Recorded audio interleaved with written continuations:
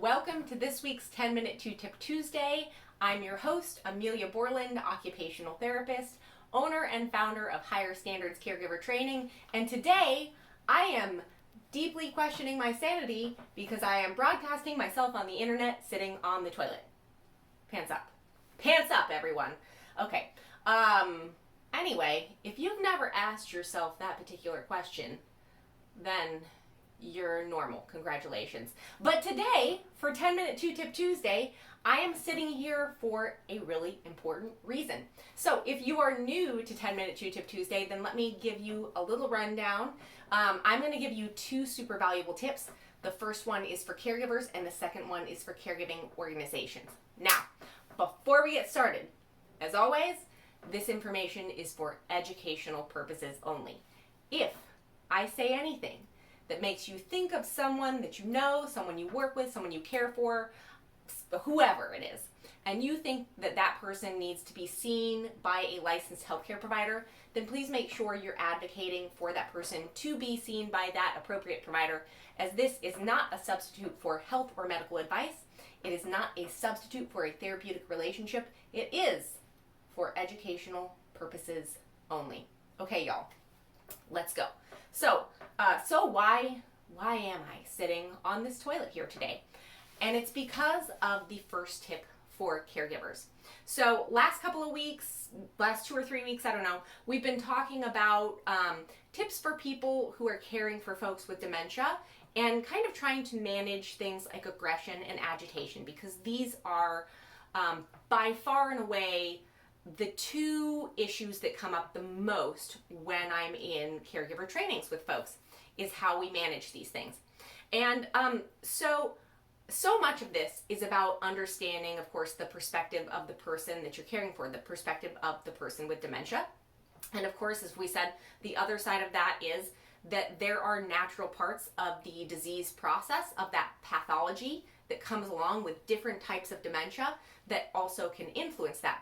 But today, we're going to be talking about a super functional example of ways to reduce that agitation and aggression with, you guessed it, toileting.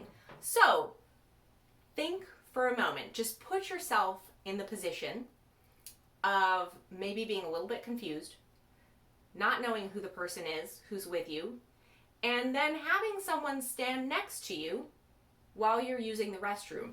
And then that person has the audacity to try to wipe your bum for you. How might you respond?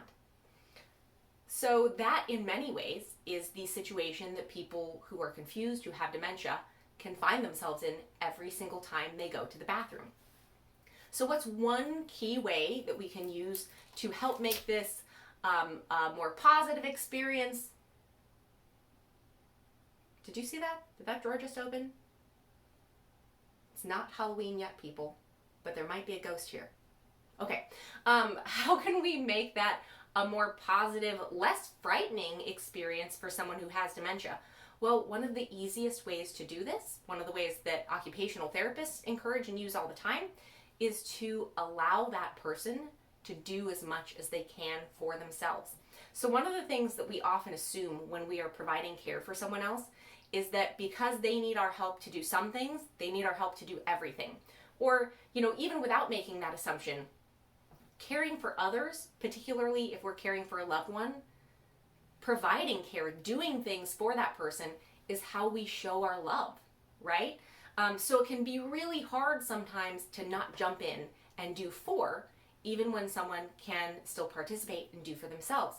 So one of the easiest ways that you can reduce fear, reduce aggression, reduce agitation, is to let that person with dementia try to clean themselves, if they can safely, or at the very least, even if they need help to be thorough with their hygiene after using the restroom, maybe they still need someone to be there for safety, whatever that is. Of course, safety always comes first, but allowing them to participate in any way, shape, or form that they can is going to reduce that level of fear and anxiety. Again, put yourself in that situation. If someone came in and just started trying to do that for you, how might you react? Versus if you were a part of that process, right? So think about that. in terms of how we can allow people to participate more in their own care, especially when it comes time to do these kind of more personal tasks like toileting. All right, so that is tip number 1 for today, is we can help to decrease agitation and aggression by encouraging people to participate more in their own care when it's safe for them to do so, particularly with these again, more personal kinds of tasks. Tip number 2 for caregiving organizations. Okay, so actually I'm going to start with a question. And this is a question I get all the time when I'm talking, when I'm on phone calls with owners of home care agencies or residential assisted living homes who are talking to me about training programs. They have questions about the best way to do these things, about how programming works. And one of the number 1 questions that I get is, okay, so let's say I hire 2 caregivers, and one has not very much experience at all, and the other one has a lot of experience. I don't want to what do I do with that? I don't want to necessarily spend time or money training this other person who has a lot of experience. I only want to train the person who has less experience. And here is my answer 100% of the time. Regardless of how much experience someone has coming into the role, we're gonna train them anyway. And here's why. And first of all, I think one of the really important things to know is it's not insulting to need to be trained.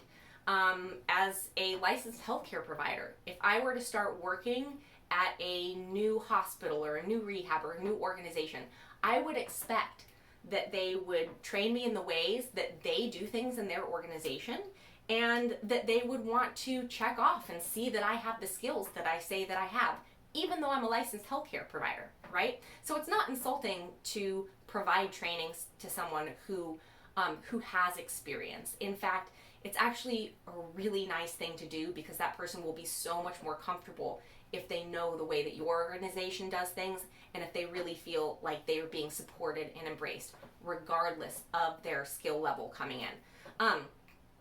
But here's the other reason that we want to train people regardless of what that resume looks like. Because no matter what, no matter how long someone has been doing a job, that doesn't mean that they haven't picked up bad habits or skills along the way. It doesn't mean that they weren't trained improperly in the first place. It doesn't mean that they ever even actually necessarily received training in the first place, right? Remember, there are some states, there are some industries where in order to be a non-skilled medical caregiver, a home health caregiver, there's really not any training requirements, not necessarily, right? And of course, the purpose of that is to make it so it's easy to meet those care needs.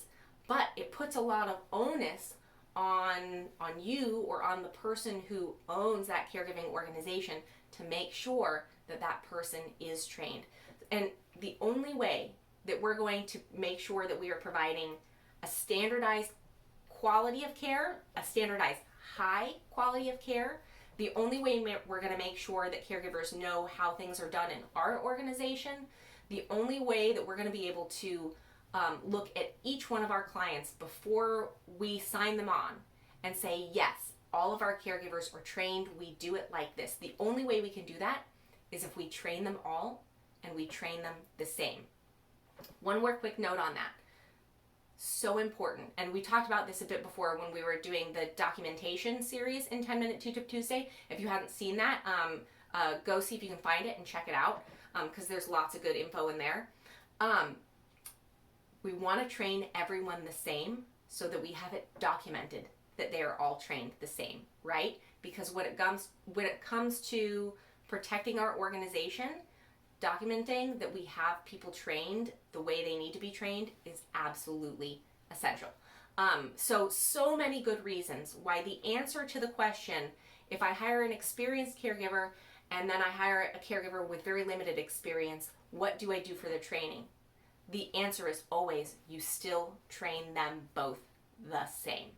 Okay, that's it for me today, for today's 10-Minute 2-Tip Tuesday. I hope you enjoyed this bathroom edition of it. And next week I will be back again, of course, on Tuesday with 2 more super valuable tips, one for caregivers and the other for caregiving organizations. In the meantime, please make sure that you are subscribing, following, liking, sharing, etc.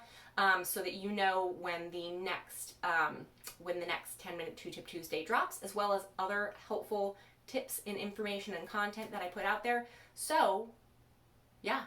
Okay, I'm going to stop talking now. That's really, I promise, my own voice is not my favorite sound. I actually don't like it that much at all, but I can't stop talking right now. Okay, sorry guys. All right, that's it for me. I will see you next week. Until then, please stay healthy, stay well, and most of all, take care.